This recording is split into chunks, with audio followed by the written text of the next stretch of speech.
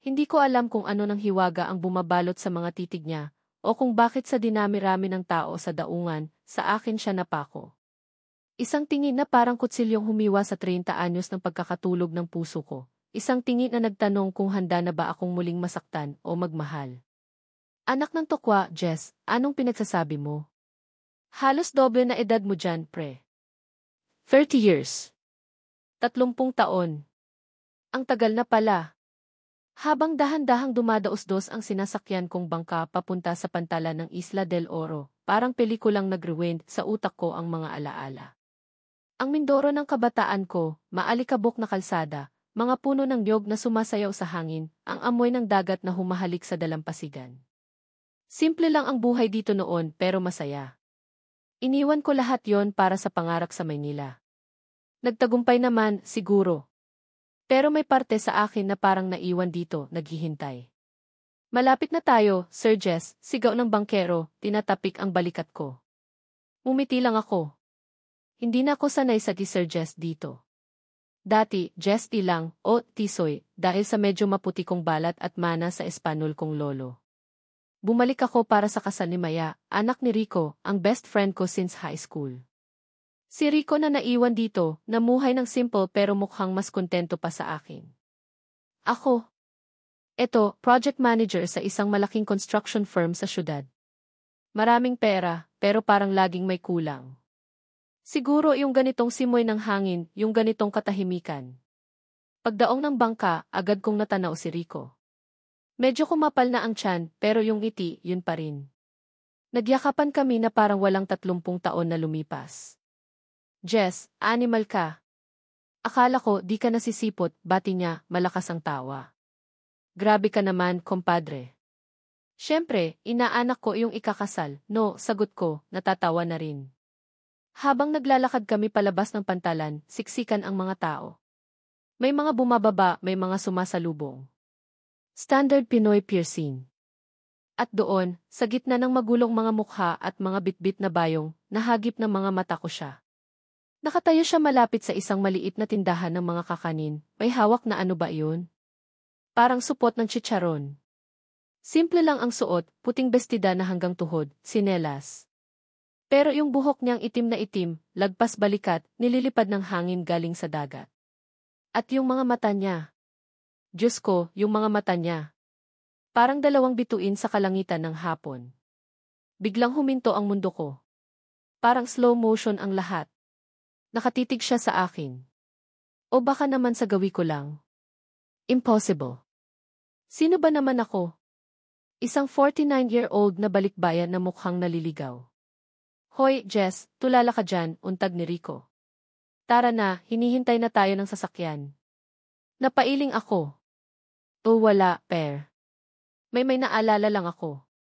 Palusot, come here. Pero habang naglalakad kami palayo, hindi ko mapigilang lumingon ulit. Nakatingin pa rin siya. At this time, umiti siya. Isang maliit, halos nahihiyang ngiti. Daman. Tumibok ang puso ko na parang tinatambol. Kilig. Sa edad kong to. Kalokohan. Sumakay kami sa tricycle na inarkila ni Rico. Grabe, ang init pala dito, sabi ko, pinupunasan ang pawis sa noo. Sanay ka na kasi sa aircon sa opisina mo, Burgess, biro ni Rico. Pero teka, dumaan muna tayo kina Mang Tonyo. Kukunin ko lang yung pinagawa kong lamesa para sa reception. Si Mang Tonyo. Foreman namin dati sa isang maliit na construction project dito sa isla, bago pa ako umalis papuntang Maynila. Mabait na tao. Naalala ko pa, may maliit siyang anak na babae noon. Lagi kong binibigyan ng candy. Pagdating namin sa bahay nila Mang Tonyo, isang simpleng bahay na yari sa pinagtagpi-tagping kahoy at yero, pero malinis at maaliwalas tingnan, bumungad sa amin ang isang matandang lalaki, medyo kubana pero matalas pa rin ang mga mata. Mang Tonyo. Kumusta na po, bati ko, nagmano. Oh, Jess. Ikaw na ba yan? Abay ang laki ng pinagbago mo, iho, gulat pero masayang sabi ni Mang Tonyo. Halika, pasok kayo. Pumasok kami sa maliit nilang sala. May mga lumang litrato sa dingding, kabilang na ang litrato ng kasal nila ng yumaong asawa. Siya nga pala, Jess, sabi ni Mang Tonyo, may tinatawag sa loob. Sel. Sel, anak. Halika rito, may bisita tayo. At mula sa kusina, lumabas siya. Siya yung babae sa pantalan. Siya yung may mga matang parang bituin. Naka-shorts lang siya ngayon at simpleng t-shirt, pero mas lalo lang lumabas ang natural niyang ganda. Yung kutis niyang kayumanggi, parang hinog na mangga. Yung ngiti niya, parang bukang liwayway. Nanlaki ang mga mata ko. Siya. Anak ni Mang Tonyo. Sel, siya si Jess. Ninong mo to, kung natatandaan mo pa. Inaanak kita sa binyag, pakilala ni Mang Tonyo, nakangiti. Para akong binuhusan ng malamig na tubig. Inaanak. Siya yung maliit na batang bibo na laging humihingi sa akin ng chokno. Ang layo na. Dalagita na. Hindi dalaga na. Isang napakagandang dalaga. 21, sabi ni Mang Tonyo. 21. Ako, 49. Juice-colored. Ninong Jess, tanong niya, may bahid ng gulat at hiya sa boses. Ang lambing. Hindi ko po kayo masyadong natatandaan. Bata pa po kasi ako noon. Ngumiti ulit siya. Yung ngiting kayang magpatigil ng traffic sa EDSA. Sel. Ako nga, sabi ko, pilit pinapakalma ang sarili. Ang laki mo na. Dalaga ka na. Sobra, gusto kong idagdag. Kukuha lang po ako ng mainom, sabi niya, at mabilis na tumalikod papuntang kusina. Sinundan siya ng tingin ko. Bawat galaw parang ang gaan. Nag-usap kami nila Rico at Mang Tonyo tungkol sa mga lumang panahon, sa mga kalokohan namin. Pero ang isip ko, lumilipad. Nakikinig lang sa mga yabag ni Sel sa kusina. Sa tunog ng mga baso. Maya-maya, bumalik si Sel, may dalang tray ng malamig na orange juice. Ninong Jess, juice po, alok niya, iniabot sa akin ang isang baso. Sa pag-abot ko, nagdikit ang mga daliri namin. Isang saglit lang. Parang may kuryenteng dumaloy mula sa balat niya papunta sa akin. Mainit. Naramdaman niya kaya?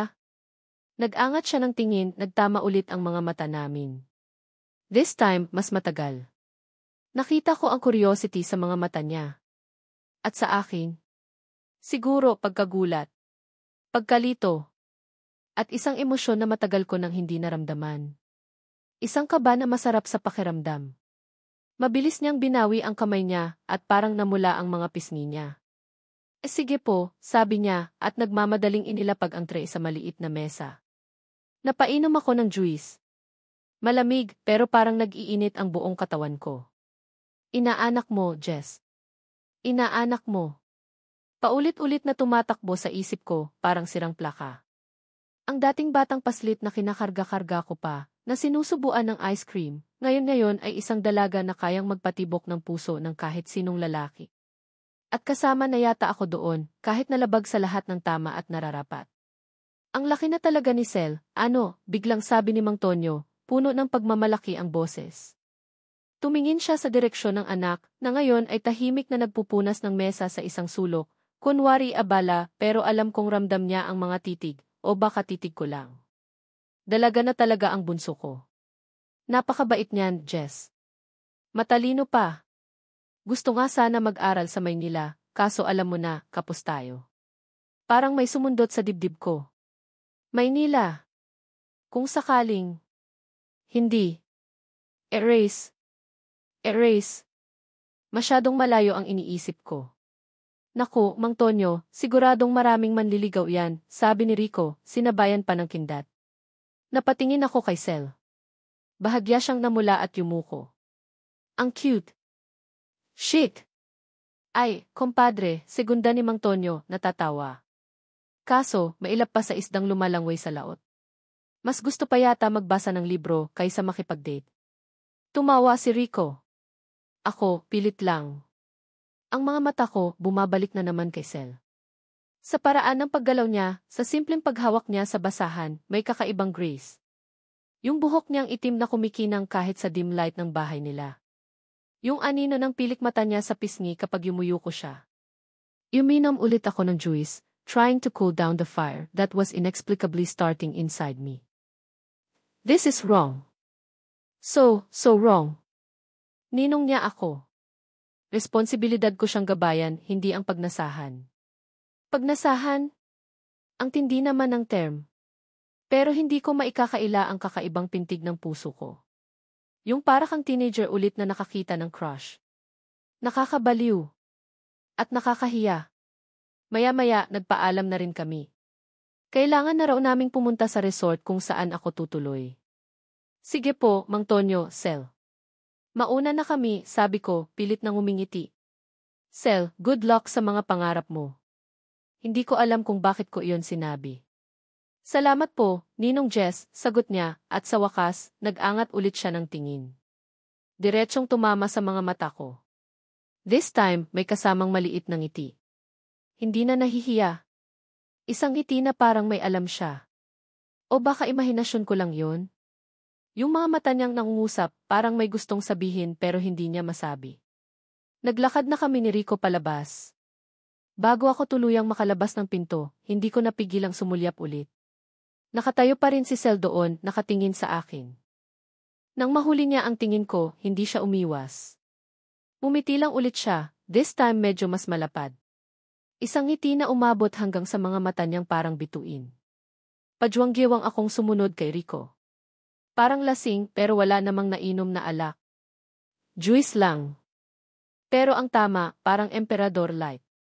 Sa tricycle, tahimik lang ako. Anyari sa'yo, pare, tanong ni Rico.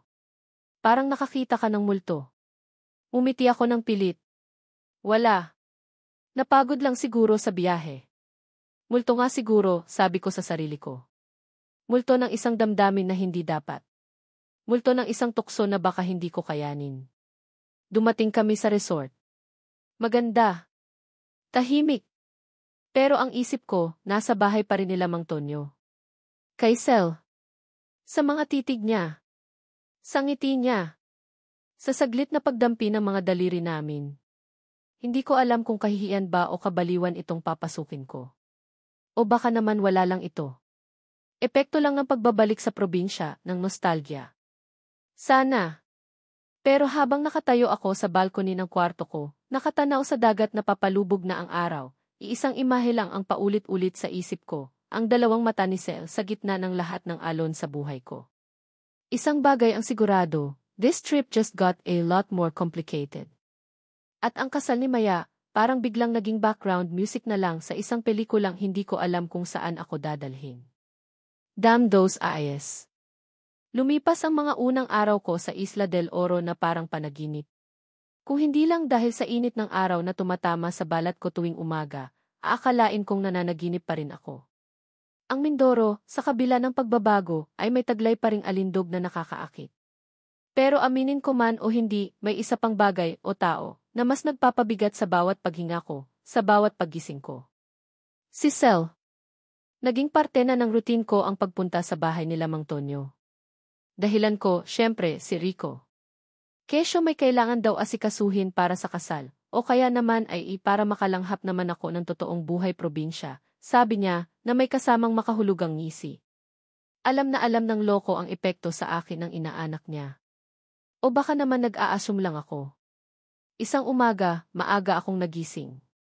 Hindi pa sumisikat ang araw, pero gising na ang diwa ko. Nag-jogging ako sa tabing dagat, pilit winawaglit sa isip ang mga imahe ni Sel. Pero parang anino, sunod ng sunod. Napagdesisyonan kong dumaan sa palengke. Para maiba naman. Ang palengke ng Isla del Oro, buhay na buhay kahit madaling araw pa lang. Ang ingay ng mga tindera, ang amoy ng sariwang isda at mga gulay, ang tawanan ng mga mamimili. Nakakatuwa. Biglang may tumawag sa pangalan ko. Ninong Jess. Napalingon ako. Si Sel. May bitbit na bayong na mukhang puno ng mga pinamili. Nakapusod ang buhok niya, may ilang hibla na nakawala at humahalik sa gilid ng kanyang mukha. Pawisan siya ng kaunti, pero lalo lang siyang gumanda sa paningin ko. Sel. Nagulat ako. Ang aga mo naman dito, sabi ko, na magtunog normal. Maaga po talaga akong namamalengke, Ninong, sagot niya, umiti. Para fresh yung mga lulutuin ni tatay. Huminto siya sa harap ko. Kayo po, anong ginagawa niyo dito? Akala ko po, mahimbing patulog niyo. May halong biro sa tono niya. Nag-jogging lang. Tapos naisip kong dumaan dito. Para makita kung ano nang meron. Palusot level expert. Ah, ganun po ba? Tumango-tango siya. Gusto niyo po, samahan ko kayo. Para may guide kayo. Alok niya. And why God? Pwede ba akong tumanggi? Siyempre, hindi. Sige ba? Para hindi ako maligaw, sabi ko, trying to sound casual. Naglakad kami sa gitna ng mga nagtitinda. Siya ang nauna, ako, nakasunod lang. Paminsan-minsan, lilingon siya para ituro ang isang bagay o para magkwento tungkol sa kung anong masarap na luto sa ganitong isda o gulay. Ang boses niya, parang musika. Tito Jess, tikman niyo too, oh. Paborito ko tong kakanin, sabi niya, sabay turo sa isang bilao ng puto. Tito Jess. Parang may kumurot sa puso ko. Mas angkop yon kaysa ninong. Pero bakit parang mas masakit? Siguro dahil mas lalong pinaramdam sa akin ang agwat ng edad namin. Umiti ako ng pilit. Sige, mukhang masarap nga. Bumili siya, tapos inabutan ako. Ang sarap nga. O baka dahil siya ang nagbigay? Habang naglalakad, paminsan-minsan ay nagkakadikit ang mga braso namin, lalo na kapag masikip ang daan. Bawat dikit, parang may spark. Nararamdaman niya kaya? Minsan, nahuhuli ko siyang nakatingin sa akin, tapos biglang iiwas, na parang nahihiya. Ang cute niya kapag ganun. Nakarating kami sa bilihan ng isda. Ang daming klase. Pinakita niya sa akin kung paano malalaman kung fresh ang isda. Dapat po, mapula pa yung hasang, tapos matigas pa yung katawan, paliwanag niya, parang expert. Marunong ka pala sa isda, sabi ko, namamangha.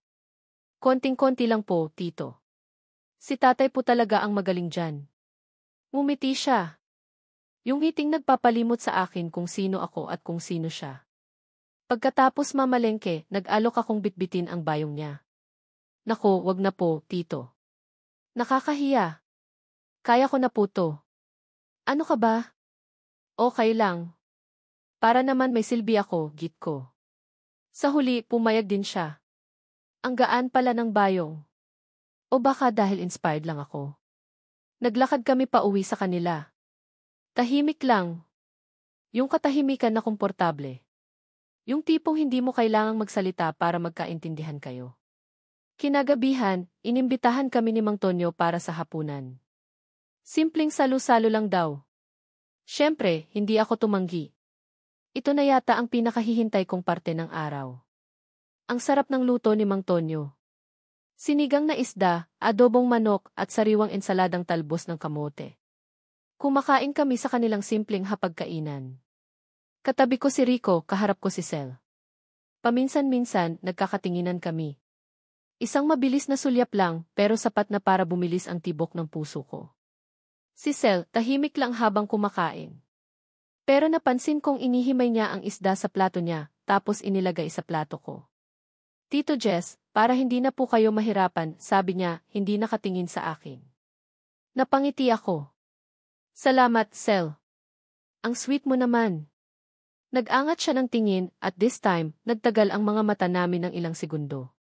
Parang may sinasabi ang mga mata niya. O baka gutom lang ako kaya kung ano-ano na ang naiisip ko. Kinabukasan, nakita ko si Sel sa likod bahay nila, may tinitingnan. Isang lumang poso. Anong ginagawa mo dyan, tanong ko. Nagulat siya. Ay, Tito Jess. Kayo po pala. Wala po, tinitingnan ko lang tong poso. Medyo sira na po kasi. Gusto ko sanang kumpunihin para hindi na kami mahirapan mag-igib sa kapitbahay. Marunong ka? Umiling siya. Hindi po. Pero gusto ko pong matuto. Para makatulong naman ako kay tatay. May kung anong humaplo sa puso ko. Ang sipag at determinasyon ng batang to. Gusto mo, turuan kita, alok ko. Naisip ko, ito na ang chance. Chance na iwan. Basta chance. Marunong akong maghalo ng semento. Basic construction, alam ko yan. Nanlaki ang mga mata niya. Talaga po, tito. Naku, salamat po. At nagsimula ang key project namin. Nagpunta kami sa hardware, bumili ng semento, buhangin, at ilang hollow blocks. Siya, aligagang-aligaga. Ako, enjoy na enjoy. Kahit napawisan at nadudumihan, masaya ako. Dahil kasama ko siya. Habang naghahalo kami ng semento, tinuturuan ko siya. Dapat, sakto lang ang tubig. Hindi masyadong malabnaw, hindi rin masyadong tuyo. Ganito po ba, tito? Tanong niya, hawak ang pala. Lumapit ako sa kanya, ginabayan ang kamay niya. Naamoy ko ang natural na bango ng buhok niya. Ang lapit namin sa isa't isa. Ramdam ko ang init ng braso niya. Biglang nanuyo ang lalamunan ko. Ganyan nga, sabi ko, medyo nautal. Mabilis akong lumayo. Mahirap na. Tanghali na nang matapos kami sa unang layer ng poso. Pagod pero masaya. Umupo kami sa isang maliit na shed sa gilid ng bahay nila para magpahinga. May dalang malamig na tubig si Sel. Salamat po ulit, Tito Jess, ha? Ang laki po ng naitulong nyo, sabi niya, habang pinupunasan ang pawis sa noo niya gamit ang likod ng kamay. Wala yon. Masaya akong nakatulong. Katahimikan. Tanging ang huni lang ng mga ibon at ang lagaslas ng hangin ang maririnig. Maya-maya, naramdaman kong may bumagsak sa balikat ko. Si Sel. Nakatulog. Nakasandal ang ulo niya sa balikat ko. Napatingin ako sa kanya. Ang amo ng mukha niya kapag tulog. Ang haba ng mga pilik mata. Ang labi niyang bahagyang nakaawang. Biglang bumilis ang tibok ng puso ko. Ang bilis-bilis. Para akong tatakbo sa marathon. Dahan-dahan, inamoy ko ang buhok niya. Ang bango. Parang pinaghalong sampagita at baby powder. Hindi ako gumalaw. Ayokong magising siya. Gusto kong manatili kami sa ganitong posisyon. Kahit saglit lang. Kahit alam kong mali. Kahit alam kong pinipigilan ko ang sarili ko. Pero sa mga sandaling iyon, sa ilalim ng init ng araw ng Mindoro, habang nakasandal ang ulo ni Sel sa balikat ko, alam kong may nagbabago sa akin. Ang puso kong matagal nang nakakandado, unti-unti nang bumubukas. At natatakot ako. Natatakot ako sa kung saan ako dadalhin ang nararamdaman kong ito. Pero mas natatakot ako sa ideyang baka gusto ko ito. Ang mga sumunod na araw ay naging isang komplikadong sayaw ng pag-iwas at paglapit. Pilit kong nilalagyan ng pader ang pagitan namin ni Sel, pero siya naman, parang sinasadyang gibain ito, brick beef brick, with her innocent smiles and disarming honesty. Ang hirap. Ang hirap-hirap pigilan ng isang bagay na hindi mo naman dapat nararamdaman in the first place. Tito Jess, bakit parang ang sungit niyo yata ngayon? Tanong ni Sel isang hapon. Nasa dalampasigan kami nagpapalipas ng oras. Siya, abala sa pagpulot ng mga maliliit na shells. Ako, nakaupo sa isang driftwood, pilit na inilalayo ang tingin sa kanya. Hindi naman.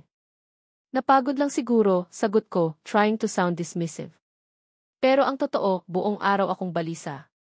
Buong araw kong iniisip kung tama ba itong ginagawa ko. Ang hayaan siyang mapalapit sa akin, ang hayaan ang sarili kong mahulog sa isang sitwasyong alam kong mali. Napagod? O baka naman may iniisip kayong iba? Huminto siya sa pagpulot ng shells at lumapit sa akin. Umupo siya sa tabi ko, medyo malapit. Naamoy ko na naman ang pamilyar niyang bango. Diyos ko, tulungan niyo po ako. Sel, di ba dapat nag-aaral ka? Malapit na ang pasukan, di ba, pag-iiba ko ng usapan. Nakita ko ang bahagyang pagkunot ng noo niya. Opo. Pero bakit parang gusto niyo na akong umalis, tito? May kirot sa tanong niya. Parang nasaktan siya. Shit! Hindi ko intention yon. Hindi naman sa ganun. Siyempre, gusto kong matupad mo yung mga pangarap mo. Education is important, Sel. Ang formal ko bigla. Ang layo sa Jess na kilala niya nitong mga nakaraang araw. Tumahimik siya. Yumuko at pinaglaruan ang buhangin gamit ang daliri niya. Alam niyo po, Tito Jess, mahinang sabi niya, minsan, pakiramdam ko, ang layo-layo niyo. Parang may pader sa pagitan natin na hindi ko kayang abutin. Damn it na halata niya. Ang talas ng pakiramdam ng batang to. Sel, matanda na ako. Marami na akong baggage, sabi ko, trying to explain without really explaining. Hindi mo maiintindihan. Baka naman po ayaw niyo lang ipaintindi, sagot niya, at this time, may himig ng tampo sa boses niya.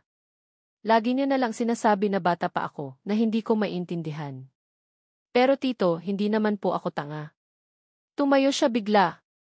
Sige po, tito. Mukhang kailangan niyo pong mapag-isa. At mabilis siyang naglakad palayo. Hindi man lang lumingon.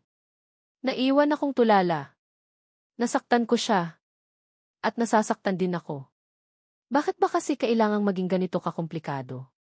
Bakit hindi na lang pwedeng simple? That night, I was on the video call with Sarah, a colleague from Manila. Pinag-uusapan namin ang isang upcoming project. Nasa balcony ako ng resort, trying to get some fresh air and clear it in my head. Nasa kalagitnaan kami ng usapan nang mapansin kong may anino sa di kalayuan, malapit sa mga halaman. Si Sel. Nakita niya kaya ako? Mukhang. Nakatayo lang siya doon, nakatingin sa direksyon ko. Hindi ko mabasa ang ekspresyon sa mukha niya. Maya-maya, bigla siyang tumalikod at pumasok sa loob ng bahay nila. Hindi man lang kumaway. Hindi man lang ngumiti. Jess? Are you still there? Tanong ni Sarah sa kabilang linya. Ah, yes, Sarah. Sorry. May dumaan lang na pusa, palusot ko. Pero alam ko, hindi pusa ang nakita ko. At hindi rin pusa ang dahilan ng biglang pagkabog ng dibdib ko. Selos? Si Sel nagsiselos? Impossible. O baka naman, gusto ko lang isipin na nagsiselos siya. The next day, I tried to act normal. Pumunta ako sa kanila, nagdala ng pasalubong na tinapay. Pero iba ang atmosphere. Si Mang Tonyo as cheerful as ever. Pero si Sel malamig. Parang yellow. Halos hindi ako tinitingnan. Kapag kinakausap ko, matipid ang sagot. Yung dating sigla niya, nawala. May problema ba, Sel? Tanong ko, nung nagkaroon kami ng pagkakataong mapag-isa sa kusina. Naghugas siya ng mga plato. Hindi siya lumingon. Wala po. Sigurado ka? Opo. Ang ikli ng mga sagot niya. Parang ayaw niya akong kausap. Sel, kung may nagawa man ako. Wala po kayong ginawa, Tito Jess, putol niya sa akin. This time, medyo tumaas ang boses. Ako po ang may problema. Kasi po, umasa ako. Natigilan ako. Umasa. Saan? Humarap siya sa akin. Ang mga mata niya may bahid ng lungkot. At inis. Umasa po ako na baka iba kayo. Baka kaya niyong makita ako, hindi lang bilang inaanak niyo, o bilang batang paslit na kailangan niyong alagaan. Napipi ako. Hindi ko alam ang sasabihin ko. Pero mali po pala ako, dagdag niya, at kitang-kita ko ang pangingilid ng luha sa mga mata niya. Pare-parehas lang pala kayo. Pagkasabi noon, mabilis siyang lumabas ng kusina, iniwan akong nakatayo doon, parang napako. Pare-parehas lang pala kayo. Anong ibig niyang sabihin? Sino ang kayo? The guilt was eating me alive. Ako ang may kasalanan. Ako ang nagbigay ng motibo kahit hindi diretsahan. Ako ang nagpakita ng kakaibang atensyon tapos bigla na lang akong aatras. Ang gago ko. That afternoon, umulan ng malakas. Yung tipikal na ulan sa probinsya, yung parang ibinubuhos ang langit. Kinuha ko ang bike na hiniram ko kay Rico at nagbike ako palabas ng resort. Walang direksyon. Gusto ko lang mapag-isa. Gusto kong takasan ang lahat. Habang nagbibisikleta ako sa gitna ng ulan, basang-basa, ang mga salita ni Sel ang paulit-ulit na tumatakbo sa isip ko. Bakit parang laging may pader ka, Tito Jess? Umasa po ako. Pinark ko ang bike sa gilid ng kalsada, sa ilalim ng isang malaking puno ng akasya. Umupo ako sa basang damuhan, hinayaan ang ulan na basain ako. Hinayaan ang sarili kong maramdaman ang lahat ng sakit, lahat ng guilt, lahat ng frustration. Bakit ba kasi ako nagkakaganito? Dahil ba matagal na akong single? Dahil ba sa midlife crisis? O dahil ba talagang may kakaiba kay Sel? Yung pagiging totoo niya, yung pagiging simple niya, yung tapang niyang harapin ang buhay. Lahat yon hinahangaan ko. Lahat yon nagugustuhan ko. Pero mali. Mali ito. Siya, 21. Ako, 49. Halos 3 dekada ang pagitan namin. Ninong niya ako. Anong sasabihin ng mga tao? Anong sasabihin ni Mang Tonyo? Ni Rico? I buried the face in my hands. Hindi ko na alam ang gagawin ko. Ang puso ko gustong sumugal. Ang isip ko sumisigaw ng tama na, itigil mo na to. Gabi na nang makauwi ako sa resort. Pagod na pagod. Basang-basa. Pagbukas ko ng cellphone ko, may isang text message. Galing sa unknown number. Pero alam ko kung kanino galing. Sana hindi ako naging inaanak mo. Para akong sinampal. Ang simpleng mensahe na iyon, parang 1,000 kutsilyo na sumaksak sa dibdib ko. Hindi dahil sa sinabi niya. Kundi dahil sa isang parte ng puso ko, yun din ang gusto kong mangyari. Kinabukasan, maaga akong nag-empake. Nagdesisyon na ako. Aalis na ako. Babalik na ako sa Maynila. Mas maaga kaysa sa plano. Kailangan kong lumayo. Kailangan kong protektahan si Sel. At kailangan kong protektahan ang sarili ko. This is too much. This is too wrong. Hindi ko na kaya. Maaga pa lang, naka-empake na ang lahat ng gamit ko. Ang tiket ko pabalik ng Maynila, nakabook na para sa unang biyahe ng bangka mamayang hapon. Hindi ko na kayang patagalin pa. Bawat segundo na nandito ako, parang lalo lang akong nilalamon ng isang sitwasyong hindi ko na kontrolado. Ang text message ni Sel kagabi, yun na ang huling pako sa kabaong ng determinasyon kong manatili. Sana hindi ako naging inaanak mo. Masakit. Sobrang sakit. Dahil sa kaibuturan ng puso ko, pareho kami ng nararamdaman. Hindi na ako nagpaalam kay Rico. Ayokong magpaliwanag. Ayokong makita ang disappointment sa mukha niya. Nag-iwan na lang ako ng note sa kwarto ko sa resort, humihingi ng pasensya. Kay Mang Tonyo at Sel hindi ko alam kung paano ako magpapaalam. Siguro, mas mabuti na lang na umalis na lang ako ng tahimik. Masakit, pero baka ito ang pinakamagandang paraan. Para sa aming lahat. Nasa lobby na ako ng resort, hinihintay ang tricycle na maghahatid sa akin sa pantalan, nang biglang may tumawag sa pangalan ko. Isang boses na pamilyar, pero may halong panik. Jess! Jess, sandali! Si Rico! Hingal na hingal. Mukhang tumakbo. Pare, anong?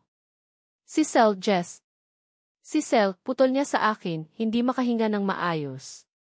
Nahulog siya. Sa may batuhan malapit sa lumang parola. Kailangan natin siyang dalhin sa klinik. Parang binuhusan ako ng malamig na tubig. Nawala lahat ng iniisip ko. Ang pag-alis. Ang guilt. Ang takot. Ang tanging narinig ko lang ay ang pangalan ni Sel at ang salitang inahulog. Nasaan siya? Tanong ko, napatayo agad. Sumunod ka sa akin. Nagpatawag na ako ng tricycle. Hindi ko na alam kung paano kami nakarating doon. Ang alam ko lang, ang puso ko, parang gustong kumawala sa dibdib ko sa sobrang kaba. Ang mga imahe ni Sel, umingiti, tumatawa, nagtatampo, lahat yon nag-flash sa isip ko. Please, God, sana okay lang siya. Pagdating namin sa may batuhan, nakita ko agad siya. Nakahiga sa lupa, malapit sa paanan ng matarik na hagdan pababa sa maliit na cove. May ilang tao na nakapaligid sa kanya. Si Mang Tonyo, nandoon, umiiyak habang hawak ang kamay ng anak. Dali-dali akong lumapit. Nakita ko si Sel. Maputla.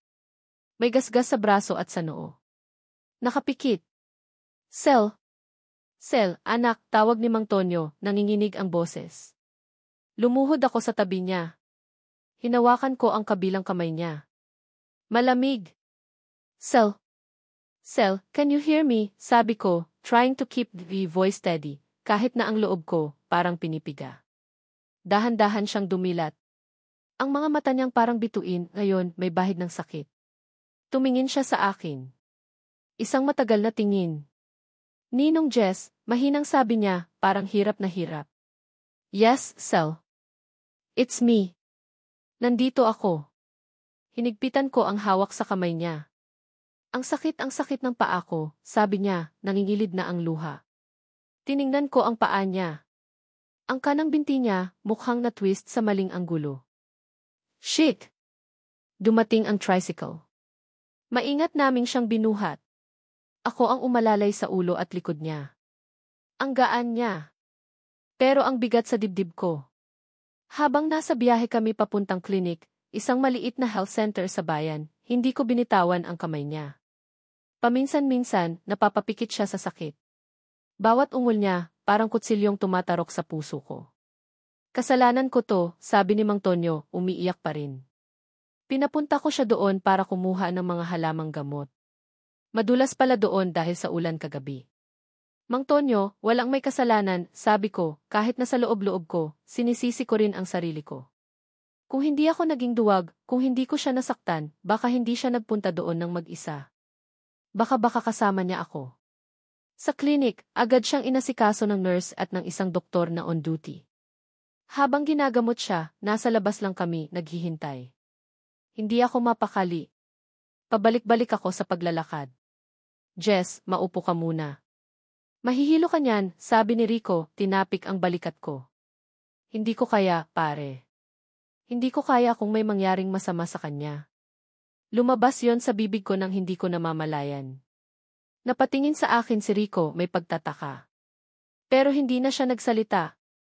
Lumabas ang doktor makalipas ang halos 1 oras. Minor fracture lang sa ankle, sabi niya. At ilang gasgas at pasa. Kailangan lang ng cast at pahinga. Magiging okay din siya. Nakahinga ako ng maluwag. Para akong nabunutan ng tinik. Salamat sa Diyos. Pinayagan kaming pumasok sa kwarto kung nasaan si Sel. Nakahiga na siya sa kama, may cast na ang kanang binti. Maputla pa rin pero medyo kalmado na. Salamat po, Dosi, sabi ni Mang Tonyo. Lumapit ako sa kama niya. Sel, kumusta ang pakiramdam mo? Tumingin siya sa akin. Yung mga mata niya parang may gustong sabihin. Okay na po ako, Ninong Jess. Salamat po sa pagdala niyo sa akin dito. Wala yon. Umiti ako. Ngayon lang ulit ako nakangiti ng totoo. Si Mang Tonyo at Rico nag-uusap sa labas kasama ang doktor tungkol sa mga gamot at sa follow-up check-up. Naiwan kaming dalawa ni Sel sa kwarto. Tahimik. Akala ko aalis na kayo, biglang sabi ni Sel, nakatingin sa kisam. Napatingin ako sa kanya. Paano mo nalaman? Nakita ko po yung mga gamit niyo kaninang umaga sa lobby ng resort. At narinig ko po kayong kausap si Tito Rico kanina. Katahimikan ulit. Dapat pala, umalis na lang kayo, sabi niya, ang boses, halos pabulong. Para hindi na kayo naabala pa. Sel, sabi ko, umupo sa gilid ng kama niya. Huwag mong sabihin yan. Tumingin siya sa akin. Ang mga mata niya, nangungusap. Bakit po kayo bumalik, tanong niya. Hindi ako agad nakasagot. Ano nga ba ang isasagot ko? Dahil nag-aalala ako. Dahil hindi ko kayang iwan siya sa ganitong sitwasyon. O dahil mahalaga siya sa akin. Kasi nag-aalala ako sa'yo, sabi ko na lang. Umiti siya ng mapait. Nag-aalala? O naaawa? Sel, hindi ako naaawa sa'yo. Talaga po? Kahit na ako, yung batang paslit na inaanak niyo lang. Hindi ako nakasagot. Ang mga salita niya, parang sampal. Dahan-dahan, umupo siya ng kaunti, inalalayan ang sarili. Tumingin siya diretso sa mga mata ko. Ninong Jess, sabi niya, ang boses, seryoso. Matagal na po kayong hindi ninong lang sa akin. Natigilan ako. Para akong nabingi. Ano raw? Mula pa noong una tayong nagkita ulit sa pantalan, iba na po ang tingin ko sa inyo. Hindi ako makapagsalita. Ang puso ko, kumakabog na parang gustong sumabog. Alam ko pong mali. Alam ko pong hindi dapat. Pero hindi ko po mapigilan. Lumapit siya ng kaunti. Ang mukha niya, ilang pulgada na lang ang layo sa akin. Naamoy ko ang hininga niya, ang init ng balat niya. Ikaw lang ang pinuntahan ko sa panaginip ko, Ninong Jess, sabi niya, halos pabulong. Kahit na alam kong sa panaginip lang pwede. Hindi ko na napigilan ang sarili ko. Hinawakan ko ang pisngi niya. Ang lambot. Ang init. Tinitigan ko ang mga mata niya, naghahanap ng kahit anong senyales na mali ang naririnig ko, na mali ang nararamdaman ko. Pero wala. Ang nakikita ko lang ay ang refleksyon ng sarili kong nararamdaman. Ang pagkalito, ang takot, at ang hindi maikakailang pag-ibig. At doon, sa loob ng maliit na klinik na iyon, sa gitna ng amoy ng gamot at antiseptic, nangyari ang hindi ko inaasahan. Hinalikan ko siya. Isang saglit lang. Isang dampi lang ng mga labi namin. Pero parang sumabog ang lahat. Parang fireworks sa bagong taon. Parang kuryenteng dumaloy sa buong katawan ko. Nang maghiwalay ang mga labi namin, pareho kaming hingal. Nakatitig sa isa't isa. Walang salita. Tanging ang mga mata lang namin ang nag-uusap. Hindi ko alam kung ano ang ibig sabihin nito. Hindi ko alam kung saan kami pupulutin nito. Pero sa sandaling yon, isa lang ang alam ko. Mahal ko si Sel. At mukhang mahal niya rin ako. Kahit gaano pa ito kamali. Kahit gaano pa ito kakomplikado. Biglang bumukas ang pinto. Si Mang Tonyo. Agad akong lumayo kay Sel. Para kaming nahuling nagtataguan. Okay na raw, pwede na tayong umuwi, sabi ni Mang Tonyo, walang kamalay-malay sa nangyari. Napatingin ako kay Sel. Nakatingin din siya sa akin. Ang mga mata niya, puno ng ano? Takot. Saya. O pareho. Ang pag-alis ko, nakansela. Ang mga pader na sinubukan kong itayo, gumuho na. Nagsimula na. At hindi ko alam kung paano ito tatapusin. Ang halik na iyon sa klinik, parang isang sikretong apoy na biglang nagliyab sa pagitan namin ni Sel. Walang pinag-usapan. Walang deklarasyon. Pero ramdam namin pareho. Mula noon, pumasok kami sa isang relasyong tahimik, maingat, at higit sa lahat, patago. Bawal. Pero mas bawal yatang hindi subukan, ngayong alam na naming pareho ang laman ng aming mga puso. Ang mga sumunod na araw ay napuno ng mga ninakaw na sandali. Mga sulyap na puno ng kahulugan kapag walang nakatingin. Mga daliring nagkakadikit aksidente kapag nag-aabutan ng kung ano. Mga text message sa gabi na puno ng mga salitang hindi namin masabi ng harapan, ingat ka. Miss na kita. Sana nandito ka. Simple lang, pero bawat isa, parang isang mainit na yakap sa malamig na gabi. Dahil sa injury ni Sel, mas naging madalas ang pagkikita namin. Ako ang naging taga-alalay niya. Ako ang naghahatid sa kanya sa mga follow-up check-up. Ako ang tumutulong sa kanya sa mga gawaing bahay na hindi niya kayang gawin. Siyempre, sa mata ni Mang Tonyo at ni Rico, isa lang akong mabait na ninong na tumutulong sa kanyang inaanak. Pero sa aming dalawa, bawat pagkakataon na magkasama kami, isang biyayang pinahahalagahan namin. Isang hapon, malakas ang ulan. Nasa bahay nila ako. Si Mang Tonyo, maagang natulog dahil sa pagod. Si Sel, nakaupo sa sopa, nagbabasa ng libro. Ako, nakaupo sa sahig, nakasandal sa sopa, kunwari nanonood ng TV. Pero ang totoo, siya ang tinitingnan ko sa gilid ng aking mga mata. Tito Jess, mahinang tawag niya. Elsan, masaya po ba kayo? Napatingin ako sa kanya. Nakatitig siya sa akin, ang mga mata seryoso. Bakit mo natanong? Wala lang po. Gusto ko lang malaman. Ngumiti ako. Sel, masaya ako. Lalo na kapag kasama kita, gusto kong idagdag. Ngumiti rin siya. Yung ngiting abot hanggang tenga. Yung ngiting nagpapagaan ng lahat ng bigat sa dibdib ko. Maya-maya, tumayo siya, medyo hirap dahil sa cast. Sandali lang po, sabi niya at pumasok sa kwarto niya. Pagbalik niya, may dala siyang isang maliit na sketchpad at lapis. Ano yan, tanong ko. Secret, sabi niya, umiti ng nakakaloko. Umupo siya ulit sa sopa at nagsimulang mag-drawing. Paminsan-minsan, sumusulyap siya sa akin tapos mabilis na yumuyuko ulit sa sketchpad niya. Nagtataka ako pero hinayaan ko lang siya.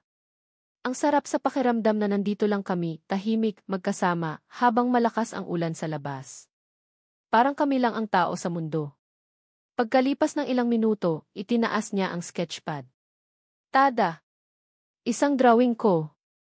Nakapikit ako, nakangiti, parang natutulog. Ang galing niya. Nahuli niya yung expression ko. Para saan to, tanong ko, namangha. Para may kasama ako sa dorm kapag nag-aral na ako sa Maynila, sabi niya, medyo nahihiya. Natigilan ako. Maynila. Nga pala. Ang pangarap niya. Biglang kumirot ang dibdib ko. Kung aalis siya, anong mangyayari sa amin? Kakayanin ba namin ang V? O ito na ang simula ng paghihiwalay namin? Maganda, sabi ko na lang, pilit nang umingiti. Pero mas maganda kung yung totoong ako ang kasama mo. Namula siya. Sira ka talaga, Tito Jess. Tumawa ako. Pero sa loob-loob ko, may takot. Takot na baka ito na ang huling mga masasayang sandali namin. Kinabukasan, sinabi ni Sel na gusto niyang pumunta sa isang maliit na chapel sa tuktok ng isang burol. Madalas daw siyang pumunta doon kapag gusto niyang mapag-isa. Dahil nakakast pa siya, nag-alok akong samahan siya. Dahan-dahan kaming umakyat sa burol. Mahirap para sa kanya, pero hindi siya nagreklamo. Nang makarating kami sa tuktok, bumungad sa amin ang isang napakagandang tanawin. Ang buong Isla del Oro nakalatag sa harap namin. Ang asul na dagat, ang berdeng mga puno. Tahimik. Mapayapa. Umupo kami sa isang bench sa labas ng chapel. Ang ganda dito, no, sabi ni Sel, nakatingin sa malayo. Parang langit, sagot ko. Tumingin siya sa akin. Tito Jess, may sasabihin po ako. Kinabahan ako bigla. Nakapagdesisyon na po ako. Gusto ko na pong ituloy yung pag-aaral ko sa Maynila. Nakakuha po ako ng scholarship. Parang may sumuntok sa sikmura ko. Alam ko namang darating ito. Pero hindi ko akalain na ganito kasakit. Congrats, Sel, sabi ko, pilit na pinapasigla ang boses. Ang galing mo. Salamat po. Ngumiti siya, pero kitang-kita ko ang lungkot sa mga mata niya. Pero natatakot po ako. Saan ka natatakot? Natatakot po ako na baka makalimutan niyo ako. Hinawakan ko ang kamay niya. Sel, hinding-hindi kita makakalimutan. Promise po. Promise. Katahimikan ulit. Ang hangin, medyo lumalamig na. Tito Jess, sabi niya ulit. Mahal niyo po ba ako? Napatingin ako sa kanya. Ang tapang ng batang to, walang paligoy-ligoy. Huminga ako ng malalim. Sel, alam mo namang komplikado to, di ba? Tumango siya. Opo. Alam ko pong mali. Alam ko pong marami ang husga sa atin. Pero ang tanong ko po, mahal niyo po ba ako? Tinitigan ko siya sa mata. Ang mga mata niyang puno ng pag-asa, ng takot, ng pagmamahal. Sel, sabi ko, ang boses ko nanginginig. Mahal kita. Mahal na mahal. Nakita ko ang pagliwanag ng mukha niya. Ang ngiti niya, parang araw na sumisikat pagkatapos ng bagyo. Mahal din po kita, Tito Jess, sabi niya, at niyakap ako ng mahigpit. Niyakap ko siya pabalik. Ang sarap sa pakiramdam. Parang nabunutan ako ng tinik. Pero kasabay nito, ang bigat. Ang bigat ng desisyon na kailangan naming gawin. Lumipas pa ang ilang linggo. Malapit na ang araw ng pag-alis ni Sel papuntang Maynila. Bawat araw, parang mas lalong sumisikip ang dibdib ko. Ayokong umalis siya. Pero alam kong kailangan. Para sa kanya. Para sa pangarap niya. Dumating ang araw ng alis niya. Hinatid ko siya sa pantalan. Kasama namin si Mang Tonyo. Si Rico, hindi nakasama dahil may importanteng inaasikaso. Habang naghihintay kami ng bangka, tahimik lang kami ni Sel. Si Mang Tonyo, panay ang bilin. Ako, pinipigilan ang luhang nagbabadyang tumulo. Nang malapit nang dumating ang bangka, humarap sa akin si Sel. Ang mga mata niya namumula na. Tito Jess, sabi niya, ang boses garalgal. Sel, sabi ko, hinawakan ang magkabilang balikat niya. Tinitigan niya ako. Maghihintay po ako. Ako rin, Sel. Maghihintay ako. Promise? Promise. Lumapit siya at hinalikan ako sa pisngi. Isang mabilis na halik pero puno ng lahat ng hindi namin masabi. Kung mahal mo ko, Tito Jess, sabi niya, habang papalayo na siya papasok sa bangka, hayaan mong bitawan kita. Parang sinaksak ang puso ko. Ang sakit. Ang sakit-sakit. Pero alam kong tama siya. Kung mahal ko siya, kailangan ko siyang palayain. Kailangan kong suportahan ang mga pangarap niya. Tumalikod siya, hindi na lumingon. Pero alam kong umiiyak siya. Dahil ako rin, hindi ko na napigilan ang mga luha ko. Tumulo na sila, walang tigil. Nakatayo lang ako doon, pinapanood ang paglayo ng bangka, dala-dala ang babaeng mahal ko. Ang babaeng nagturo sa akin kung paano magmahal ulit. Ang babaeng baka hindi na bumalik pa. Mas mali ba kung hindi ko sinubukan? Siguro. Pero mas masakit yata itong pakiramdam na baka sinubukan nga namin, pero sa huli, masasaktan lang kaming pareho. Lumipas ang 1 taon. 1 taon ng katahimikan. 1 taon ng pangulila. 1 taon na pilit kong ibinaon sa limot ang mga alaala ng Isla del Oro, ang mga ngiti ni Sel, at ang init ng kanyang mga yakap. Bumalik ako sa dating buhay ko sa Maynila, trabaho, meeting, traffic, repeat. Pero kahit anong pilit kong isubsob ang sarili ko sa mga papeles at blueprints, may isang parte ng puso ko na naiwan sa islang iyon. Kay Sel, wala na kaming communication. Pagkatapos niyang umalis, ilang beses akong sumubok tumawag, mag-text. Pero walang sagot. Siguro, naisip niyang mas mabuti na iyon. Mas madali. O baka naman, nakahanap na siya ng iba. Yung mas bata, mas bagay sa kanya. Masakit isipin, pero sino ba naman ako para pigilan siya? Minsan, sa gitna ng gabi, kapag hindi ako makatulog, tinitingnan ko yung sketch niya sa akin. Yung natutulog ako, nakangiti. Napapangiti rin ako, pero may kasamang kirot. Kumusta ka na kaya, Sel? Masaya ka ba? Naaalala mo pa kaya ako? Isang ordinaryong hapon, pauwi na ako galing opisina. Nakasakay ako sa jeep, siksikan, maingay, mainit. Standard Manila commute. Nakatingin lang ako sa labas ng bintana, pinapanood ang mga taong nagmamadali, ang mga sasakyang nag-uunahan. Nang biglang may kumatok sa bintana. Isang kartero. Sir Jess Almario, tanong niya. Ako nga, sagot ko, nagtataka. Sino naman kaya ang magpapadala sa akin ng sulat sa address ng opisina? Iniabot niya sa akin ang isang sobre. Simple lang. Kulay puti. Walang return address. Pero ang selyo, galing Mindoro. Biglang kumabog ang dibdib ko. Mindoro. Dali-dali kong binuksan ang sobre pagbaba ko ng jeep. Nanginginig ang mga kamay ko. Isang liham. Nakasulat kamay. Ang pamilyar na sulat kamay ni Sel. Dear Ninong Jess, o Tito Jess, o Jess na lang, kung papayag ka, panimula ng sulat. Napangiti ako. Si Sel nga. Kumusta na po kayo? Sana okay lang po kayo dyan sa Maynila. Ako po, okay lang naman dito. Medyo mahirap po pala ang college life, pero kinakaya naman. Marami pong bagong kaibigan, bagong experiences. Pero alam niyo po, kahit gaano kasaya dito, iba pa rin po talaga sa isla. Habang binabasa ko ang bawat salita, parang naririnig ko ang boses niya. Ang lambing. Ang sincerity. Alam ko po, 1 taon na tayong hindi nag-usap. Siguro po, nagtataka kayo kung bakit ngayon lang ako sumulat. Gusto ko lang po kasing siguraduhin muna ang sarili ko. Gusto ko pong patunayan, hindi lang sa inyo, kundi pati na rin sa sarili ko, na kaya kong tumayo sa sarili kong mga paa. Na kaya kong abutin ang mga pangarap ko. Napaupo ako sa isang bench sa gilid ng kalsada. Hindi ko na napigilan ang mga luha ko. Tumutulo sila, hindi ko namamalayan. Ang mga tao sa paligid, parang wala akong pakialam. Ang mahalaga lang, ang sulat na hawak ko. Ang mga salita ni Sel. Marami po akong natutunan dito sa Maynila, Tito Jess. Natutunan ko pong maging matapang. Natutunan ko pong huwag sumuko. At higit sa lahat, natutunan ko pong pahalagahan ang sarili ko. Noong una, akala ko, kapag malayo ako sa inyo, makakalimutan ko na yung nararamdaman ko. Akala ko, mawawala na lang.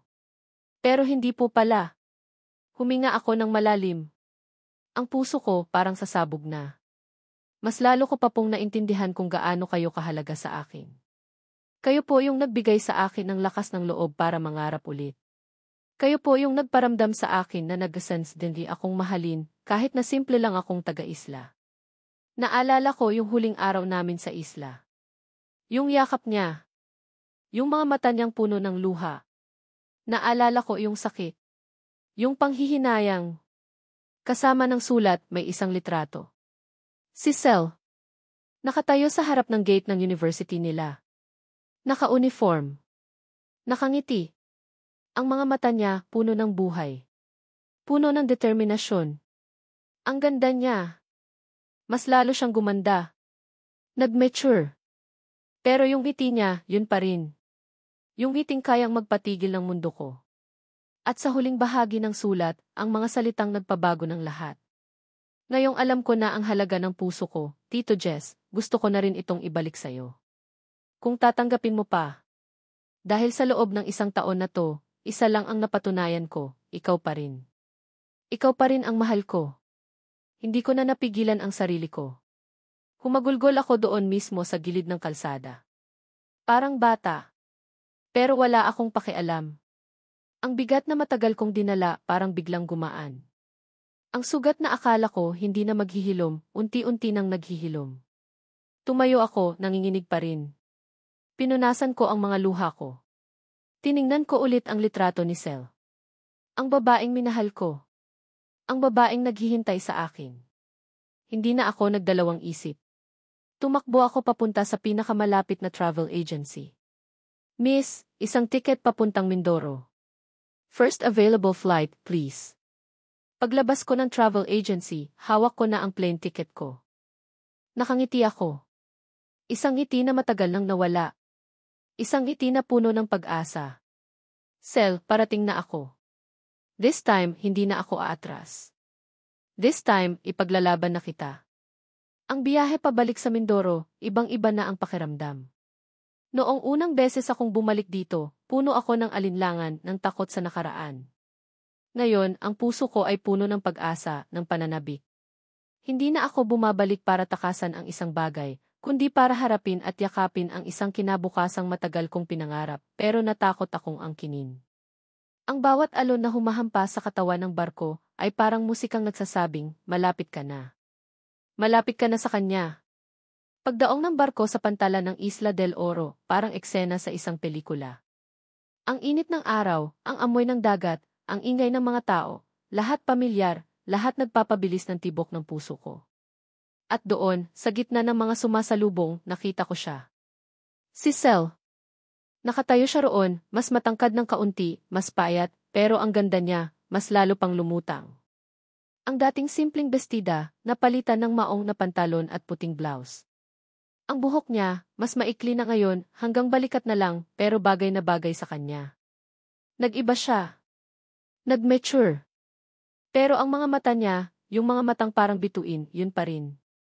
At nang magtama ang mga mata namin, alam kong yun pa rin ang Sel na minahal ko. Hindi ko na napigilan ang sarili ko. Tumakbo ako. Tumakbo siya. Nagyakapan kami sa gitna ng pantalan. Mahigpit. Matagal. Walang salita. Hindi kailangan. Ang mga puso namin ang nag-uusap. Ang mga luhang sabay na pumatak sa aming mga mata ang nagsasabi ng lahat ng hindi namin masabi sa loob ng 1 taon. Akala ko, hindi ka nababalik, sabi niya, ang boses, basag sa pagitan ng mga hikbi at ngiti. Hindi na ako aalis, Sel, sagot ko, hinahaplos ang buhok niya. Hindi na ulit. Naglakad kami palabas ng pantalan, magkahawak kamay. Ang mga tingin ng ilang tao, ramdam ko. Ang mga bulungan. Pero wala na akong pakialam. Ang mahalaga, hawak ko ang kamay niya. Ang mahalaga, nandito kami magkasama. Dumiretso kami sa bahay nila. Si Mang Tonyo, sinalubong kami ng isang mahigpit na yakap. May luha rin sa kanyang mga mata. Jess, iho salamat at bumalik ka. Walang anuman po, Mang Tonyo. Para po kay Sel. Ngumiti si Mang Tonyo. Isang ngiting puno ng pag-unawa. Siguro matagal na niyang alam. Siguro matagal na siyang naghihintay. Ang hapunan ng gabing yon mas masaya. Kumpleto kami. Si Rico nandoon din, hindi maitago ang ngiti. Ang dating tensyon napalitan ng tawanan at kwentuhan. Sa ilalim ng lamesa, dahan-dahang inilagay ni Sel ang kamay niya sa ibabaw ng kamay ko. Pinisil ko ito. Isang simpleng gesture pero puno ng kahulugan. Isang pangako. Kinabukasan, inaya ako ni Sel na umakyat ulit sa burol kung nasaan yung maliit na chapel. Ang lugar kung saan una naming inamin ang nararamdaman namin para sa isa't isa. Ang lugar kung saan sinabi niyang, kung mahal mo ako, hayaan mong bitawan kita. Habang paakyat kami, tahimik lang. Pero hindi na iyong katahimikan na puno ng takot at alinlangan. Ito yung katahimikan na komportable, puno ng pag-unawa. Nang makarating kami sa tuktok, umupo kami sa dati naming pwesto, pinapanood ang paglubog ng araw. Ang ganda. Parang ipininta. Naaalala mo pa ba yung huli nating pag-uusap dito? Tanong ko. Tumango siya. Opo. Bawat salita. Sel, sabi ko, humarap sa kanya. Hinawakan ko ang kanyang mga kamay. Alam kong marami pa ring hahadlang. Marami pa ring husga. Ang edad ko, ang pagiging ninong mo lahat yon, nandyan pa rin. Tumingin siya sa akin, ang mga mata, matatag. Alam ko po, Jess. Napangiti ako. Jess. Hindi na tito. Hindi na ninong. Jess na lang. Pero handa na akong harapin lahat yon, Sel. Kasama ka. Ngumiti siya. Yung ngiting kayang tunawin ang lahat ng takot sa puso ko. Handa na rin po ako, Jess. Matagal na. Hindi na mahalaga kung ano ang sasabihin ng iba, sabi ko. Ang mahalaga, yung nararamdaman natin. Ang mahalaga, yung pagmamahal na binuo natin, hindi dahil sa kung ano ang tama o mali sa mata ng iba, kundi dahil sa kung ano ang totoo para sa ating dalawa. Isang pagmamahal na dumaan sa pagsubok, sa paghihintay, sa paglago. Natuto akong maging matapang dahil sa'yo, Jess, sabi niya. Natuto akong ipaglaban kung ano ang gusto ko. At ikaw ang gusto ko. Ikaw rin, Sel. Ikaw lang. Hinalikan ko siya. Isang halik na puno ng pangako. Isang halik na nagsasabing, mahal kita, at hindi na kita bibitawan pa. Isang halik na walang takot, walang alinlangan.